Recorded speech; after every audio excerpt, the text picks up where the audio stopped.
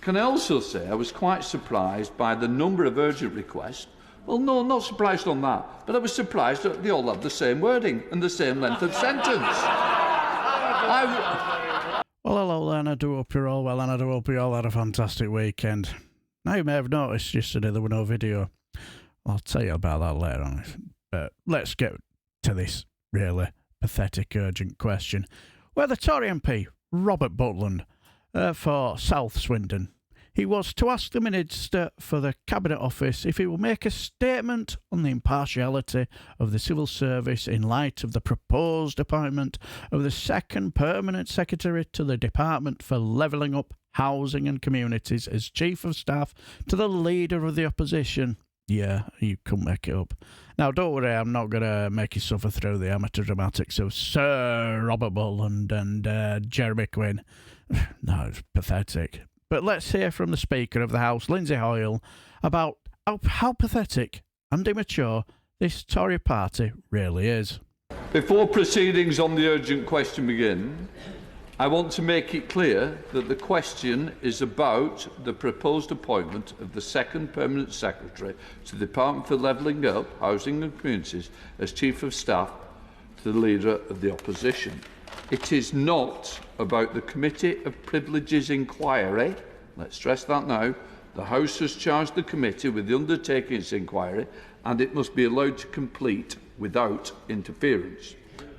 The committee has been very clear. The report issued on Friday does not contain its final conclusions and that its work continues. It is for the committee to decide how to weigh up the evidence before it, and any attempt to use this UQ to prejudice its proceedings will be out of order and will not be tolerated. Can I also say I was quite surprised by the number of urgent requests? Well, no, not surprised on that, but I was surprised that they all have the same wording and the same length of sentence.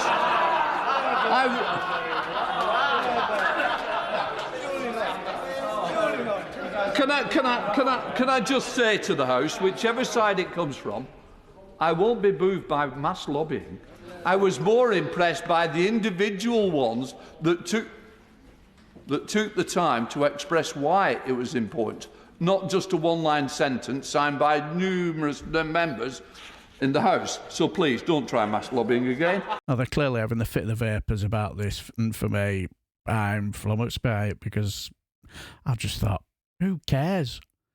And he didn't seem to care that much about when Leaky Sue, you remember what reason why she got fired? You know, the name Leaky Sue is for the name Leaky Sue, I suppose. And when she got her job back, they weren't too fussed, and they didn't seem to care too much about the fact that our Spaffer Johnson headed up Russia Mountain 3 sheets to the wind to party with an ex-KGB agent, or let's just say a KGB agent, according to Putin. And speaking of Spaffer, this is just clearly a plan to undermine her evidence for this privileged committee meeting, innit? That's what it seems like to me. Well, like 1 minute they were all saying, even the Daily Mail saying that her report had nothing in it. And there's nothing to see here with this Partygate. He'll be exonerated and all that. To now saying her evidence is compromised, and to a point where they're starting to say she's a bit of a Labour agent to try and bring down the government and whatever next. But anyways, what do you guys think? Do you think they have a right to be a bit unhappy about this, or is this just a desperate attempt to undermine her? Let me know down below. Now, the reason why there were no video yesterday, well, it's not too major. I had a slight accident Saturday night, got home from the football, you know, clearly jubilant after the 2-0 win. Come on, you chickens. And then, as we got home, I'd thought, right, well, I've got a bit of time in my hand, I'll have a little look for some material, maybe for Monday. And I had a slight accident with my chair as it decided to collapse underneath my huge heft, and I broke my power cable for my laptop. So I just thought I'd better replace it before I start recording and looking for material. I don't want the laptop to close while I'm in the throes of recording and all that.